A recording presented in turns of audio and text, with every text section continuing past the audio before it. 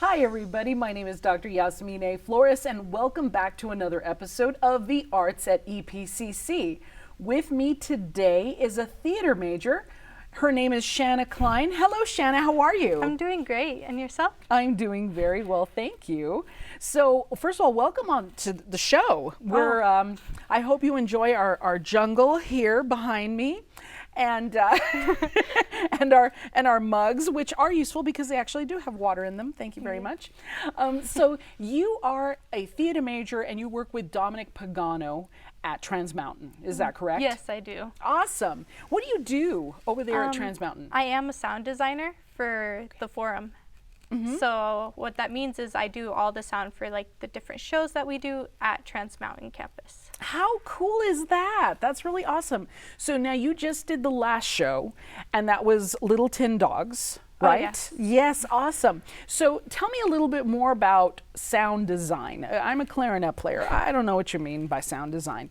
Microphones, what are you working on? So what I do is I actually edit like all the music, anything that we use, any equipment that we use for sound like mics and just the soundboard, the computers, everything. I control that during the show. Oh, how cool. Awesome. And you do the whole show by yourself? For sound, yes. Wow. I do have help from Dom every once in a while because he's a mentor in that sense, but everything else is all, he puts the challenge on me to push forward. Okay, very good. And so, and you're on a first name basis with Mr. Pagano, or? At the theater, everyone just kind of calls him Dom. Okay. So it's just. Okay, right. You know, and I don't know if I'll ever get to that point. I admire those that are very, open with their students. I like Dom. He's a great guy, and he's a lot of fun to work with. The question I had for Dom when he was on the show, and I think he just found it so entertaining because he doesn't think about it, but we talked about the stairwells in TV shows and how they go nowhere. Oh yeah, they don't go anywhere. They just go up and then there's like a cutoff point, so they're just standing up there. How funny. That's so weird. And so I've seen several productions. I got to watch Little Tin Dogs, which you can catch, by the way, on our YouTube channel, the EPCC TV YouTube channel. And so what a great production that was. You all did a really stunning job. Oh, thanks. Yes, absolutely. So, so I was going to say, this production was mainly students here from EPCC, and there's a couple of really all-stars in that cast. Oh, How many were in the cast? Do you remember? It was like 5 people. Like 5 people. Okay, around awesome. 5 people. And everything was done so well. So now lighting, do you mess around with lighting? That's somebody else. That's somebody else. That's totally. Okay, awesome. I do want to learn it though. Okay. That's something that I'm still pushing to learn towards. I want to learn everything there is. Yeah. Because I used to be an actor before I did sound.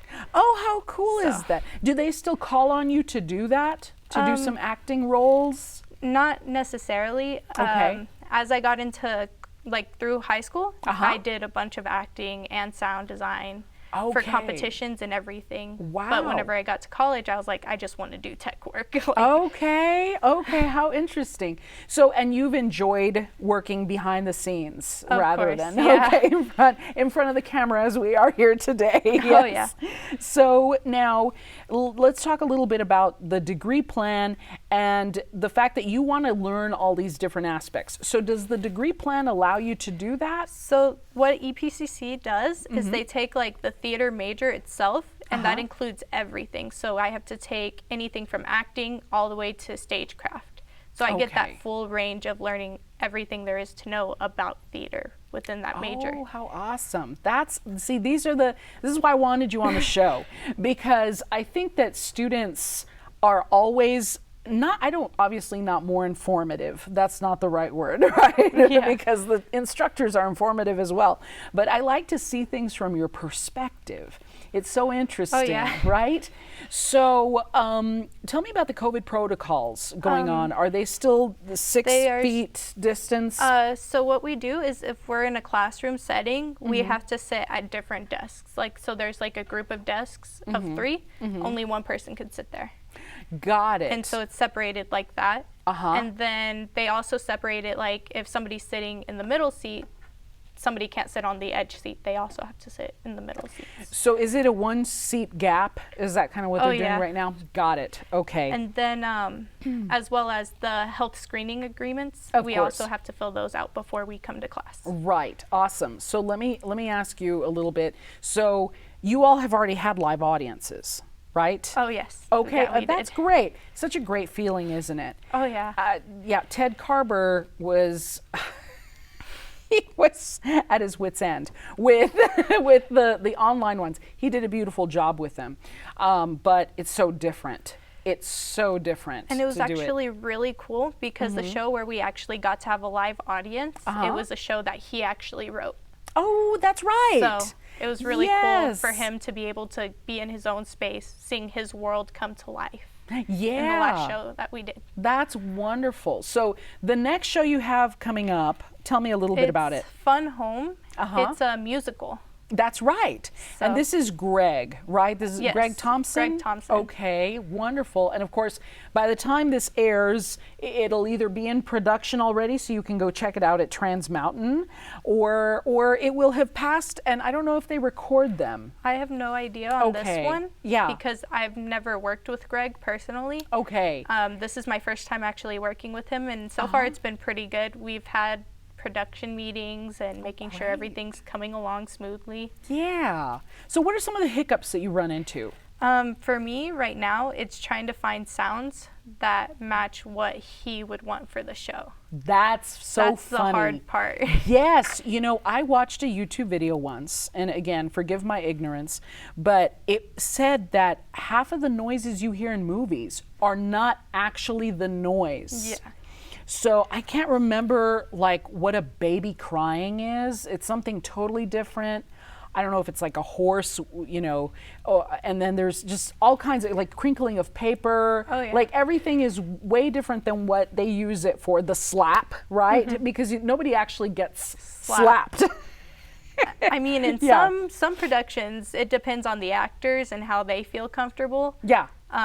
So really, sometimes it is an actual slap, sometimes it's a sound effect. It just depends Right. on And what they're comfortable with. And we just take that and we work with it. that's smart. So is that collection of sounds, is that public domain? So what it is if it's like music that we're using, it's either public domain or it's something that we pay the royalties on. Sure. And we work with that. Okay. Like right now, for the show I'm doing, I'm actually trying to make a sound effect for it. Wow. And how do you go about that? I have an online like editing software that I use. I pick a tone and I just kind of reverb it and like use different compressions on it, normalizing it. Yeah. That's until I get really the sound cool. that I need. That's awesome. That's really cool. I never thought of doing that. So you create some of your own sound effects. Do you guys have a library of sound effects? Not necessarily. We use like public domain quite often. Yes. Or we find like just the sound effects that we need and we go from there. Okay, got it. That makes sense. So you were telling us something interesting before the show started about the miking of the actors, which I kept asking. I was like, I don't see the mics when I watch the show. So tell me a little bit about how the microphones work. So we have a mic. It's just a long strand of wire, essentially, with a little end on it. And we pin it through the actual hair of the people. So it comes down to right about the center of their forehead. Okay. And then we go from there. But we actually pin it in their hair. Okay, and is it like a neutral color? Is it? It's typically a black wire that we have. Okay, got it. Some use like neutral colors like beiges. I know that they sell them. It's just we have the black cord. Okay, you have the black cord. Okay, interesting. And what are now? And you don't have to specifically tell me about Epcc, but in productions that you've worked on, what are some like worst case scenarios? Like what has that has happened that you're like that you learned from, right? Yeah, one time on the show we just did, the mic flew out of his pocket. Oh, the contraption. The contraption. Right. The actual. Yeah. Yikes. And so we had to like work around that and improv like why it happened. Oh, wow. And then when he got backstage, I had to go and fix it and make sure it was good. It. Oh, how funny. How funny. And the actors were smart enough to come up with something on the spot. That's awesome. You know, I love when they do that. So I'll tell you the little I know about theater. I've worked in some pits, right? And a funny thing happened on the way to the Forum. I've performed that one about 2 or 3 times. And I'll never forget one production I did in Florida. The tree fell. And it was just completely horizontal, and nobody said anything about it. So at the intermission, the music director took his headset off, ran over there and said, "Guys, if you had a tree in your house that fell, wouldn't you fix it?" And so they were all like, they were like frozen, like, okay. But I'm so glad to hear that the actors thought of something on the spot. That's great. So so they have these little packs. And those are not Wi-Fi, but they're wireless. They're wireless. Okay, got it. Otherwise, they connect to our sound system itself. How cool. Very cool. Now, and then there's the speakers off to the sides. This is the overall music? So those are the outward speakers. Some, I'm not sure about our stage, but I know some stages do have mains which run on the inside so people can hear themselves. But for us, the outward speakers are what everyone else hears in the audience. And that's everybody is fed into those same speakers? Yes. Got it. So now explain what you just said a moment ago, because I lost you. You said, are you saying the, what do they call them? The speakers that are on the stage facing the actors? Those are the mains. Those are the mains. Monitors. Monitors. Yeah. Okay, that's and the mains are the actual ones on the outside. Got it. Okay, the monitors. And so you guys have monitors so they can hear themselves and make sure. I'm not sure about our stage specifically. Okay. I know that we do have the mains going outward though. Got and that it. feeds everyone's audio into. Okay, very cool. Very cool. I can control it from the board itself. So. Okay. And so have you had you all haven't dealt with live music yet? Not yet. Okay. This next production is going to deal with more of that. That's right, because it's a musical. Yes, how exciting. So do you have any of the musicians on the stage, or are they some off the stage, or how is it going to be set up? I'm not completely sure on that. They're still trying to work around the set and figure it out. Okay. I do know that we do have the American Sign Language interpreters on the side. It's that little cutout, yeah. Right? I remember that. I did a little show at TM a few years ago, and that's where they placed the musicians, in the little cutout. That theater, so you can't really tell when you watch it on YouTube, but it's a small stage. And most of them are, by the way. Most theater stages are tiny, to include the one downtown on the second floor of the Plaza Theater. I forgot what they call that theater. Jewel Box, I think, maybe, or I don't remember. Maybe Jewel Box is a program. I'm confused. Forgive me. I'm old. But anyway, that stage is wider. It's wider than it is in depth. The depth of it is it's very narrow. And so, I remember looking at the stage like, what do you do with this? You can't have more than 5 people up there. And so Trans Mountain's a little bit similar. Yeah, the Forum was actually made for like lecturing. So it got turned into an actual theater for performances and things like that. So we work around that aspect of it as well. Because you don't really have a backstage there, right? It's like a side, yeah, scrunch. And it's so funny, if I ever walk up there, it's like his house. He's very protective of it. And so sometimes I walk up there and I'm like, what is this back here? He's like, oh, hi, Yasmin, what do you need? Yeah. Like, get out of here, Yasmin. He's just everywhere. Right. Yeah. And so I've always been fascinated, like, what's behind the curtain back there? But it's literally just like the wall. Yeah. It's, So what I will say is I've been very impressed with Ted and very impressed with Dominic. So now you've taken classes with both of them? Just with Mr. Pagano. Okay, all right. Yeah. When are you going to start some classes with Mr. Carver? Eventually, whenever I do have to take acting, I'm pretty sure that's with Carver. Okay, right. Correct. Okay, so that you haven't done that yet. He's a whirlwind. He's hilarious. I love Ted. He's wonderful to work with. So now, what was your impression in working on his production last year? So whenever I worked on his production, I was actually very nervous because I knew that it's something he actually wrote. Right. And so anytime I had found something, I was like, hey, Mr. Carver, like, what do you think of this? Or like just running it by him. Yeah. And he was like amazed by all of it, the whole process. How funny. Yeah, because that's Ted's real gift is acting. I think that's his main focus, and so I think some of the other stuff he leaves it to Dominic, and especially like the building of the stage, the building of the set. That's something that he totally leaves to Dominic. So do you help with the building of the set? So I've helped with like the smaller stuff like painting and bringing on like certain props like books and stuff like that. Okay. I've been working on trying to learn more on that side of things as well. Sure. Because I haven't really done a lot of building or anything like that. I've mainly been on like the computer editing. Like in high school, that's what I did. Every time they were like building the set and stuff, I would be on a computer trying to figure out the sound design for it. Got it. How interesting. Okay. And the painting. So I know the set that I saw that they did such a beautiful job with was it's the one that almost looks like Little Red Riding Hood. It's and one of our students was in that production from the music department. I'm trying to think. So there was like a brick background, and it had arches with flowers and ivy. And I'm trying to remember, the name of it. Into the Wood? No, it wasn't Into the Woods. No, it was.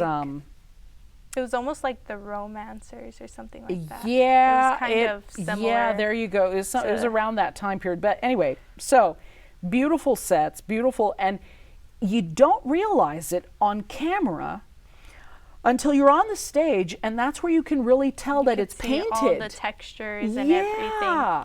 Yeah, it's so funny because they do such a beautiful job of painting with shadows and different colors to give the bricks a real look, right? And then it's not until you're on the stage you're like, wait a minute, that's flat. That's like there's no texture there. That's so funny because even from the audience, I'm always impressed. So how long have you been at EPCC?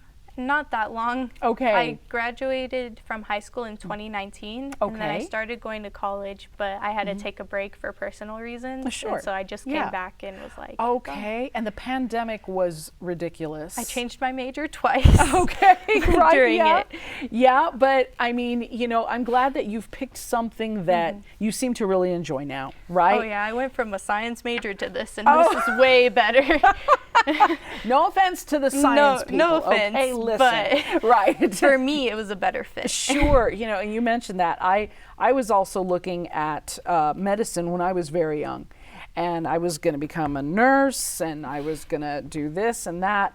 But the clarinet just kept calling to me. And I was like, fine, And I've actually been doing theater since I was in middle school. Oh, my goodness. So how it's about cool that? to see like the transition and growing up to what I'm doing now. That's awesome. What is your goal? So what I would like to do is work in like Broadway productions or even films, like doing underscores for films. Okay. That's something that's always kind of interested me on that aspect of it. Yeah. That's really awesome. So what is your favorite, do you sing as well? I do. Okay. Hint, hint, music department, hello. Okay. And do you, what is your favorite musical? My favorite musical at the moment is Hamilton, by far. Okay, how about that? Or That's In awesome. the Heights. Anything written by Lin-Manuel, I'm like, yes. Okay, how cool is that?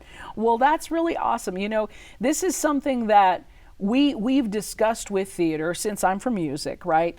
We've talked about this sometimes, and we're like, it would be so cool if there was a crossing of the classes, and especially for the theater folks and vice versa, because we have some wonderful vocalists in our end, and we're like, they do musicals, BTW, like, you should try it, And we had a student from our music department that, it was DeAndre, as a matter of fact, who was in one of the productions, one of Ted's productions. So yeah, I think that some of the theater, it's awesome when somebody has the whole package, when they're great actors, they're great singers. And do you dance? I used to. Okay. What kind of dancing did you do? I did contemporary and like lyrical. What is lyrical? What is lyrical dancing? It's like a mix of jazz and like ballet. Okay, I could see that. That makes sense. Well, that's awesome. We offer dance classes too. See, I'm advertising. That's what I'm here for. That's what the show is for, right? Okay. And so I'm advertising to you right here, right in person. So dance is under Alexis Anderson. Music is, there's 3 of us right now. Dr. Alina Vasquez is the district-wide, and then the Via Verde is Dr. Melissa Garola and myself. And we would love to have you take our classes if and when that's, in your future, if you would like to try those. And so you dance a little bit, you sing, you act, and now you're doing the background stuff. That's awesome. I think you're set. So what are you projecting? By 25, you're going to be doing what? By 25, I would like to be further in the career and learning and getting actually the experience that I need, because I'm already almost 21. So whenever I get to 25, I'd want to be at least doing actual experience work, and then going from there, just building up my resume until a point where I stand out. Okay. Do you, and I'm so glad to hear you say this, because I ask some students and they're still not quite sure. And so when you did some soul searching, let me ask you that. Because that's what I tell my students. You got to kind of search your soul a little bit and find what you love. What was it that just for sure drew you into theater? So when I was in high school, it started there. Okay. I went to Parkland under Miss Van. Okay. And she was amazing. Like, I learned so much from her. And I learned so much under like her instruction that it just helped me progress even further. Okay. And so in that, I found my love for theater. Yeah. And that experience as a whole. Like, I did shows acting for her and doing the technical side. And through all of it, it was just kind of like a great learning experience and such a positive atmosphere. Yeah. That moving on to college, it was like, I think this is what I want to do. And like at first, my family was like, maybe find something that's like safe, yeah. And then after that, I tried it, and it just wasn't for me. And so I explained to my parents, and they were like super supportive. They were like, go for it. If it's your dream, do it. That's awesome. You must have young parents. I say that because my parents were the same way. My parents were always thinking, well, how are you going to pay the bills? What are you going to do? X, Y, Z. But I'll tell you a story, and I will tell those of you at home watching, telling your children to become doctors, medical doctors, mind you, right? I will say, and I have to remember not to be so loud because they get mad at me when I'm too loud on camera. I will say that it's all about finding your passion, because whatever that passion is, it's like you're going to be very successful at it, right? It's finding your niche. And you know who talked to me about that many years ago? There was a man who has the actor's name, James Gardner, and he was not the actor, but it was a pianist up at West Texas A&M. And he said, you know what, Yasmin, you got to find your niche. And it's true, okay? It's like, you're aspiring to go to New York to be on Broadway. And that might, let's say you get there, and let's say you get these roles, but it might be exhausting. It might be like, oh my goodness, day after day, you get up, you get ready, you take 6 hours to put on makeup, and then 6 hours to take it off. And so you're left with nothing. So you might veer off into teaching, you might veer, but at some point in your life, you're going to hit this comfort zone where it's like, okay, I'm doing this, and it could be Broadway. It could be Broadway. But whatever it is, you're going to finally feel like this is home, right?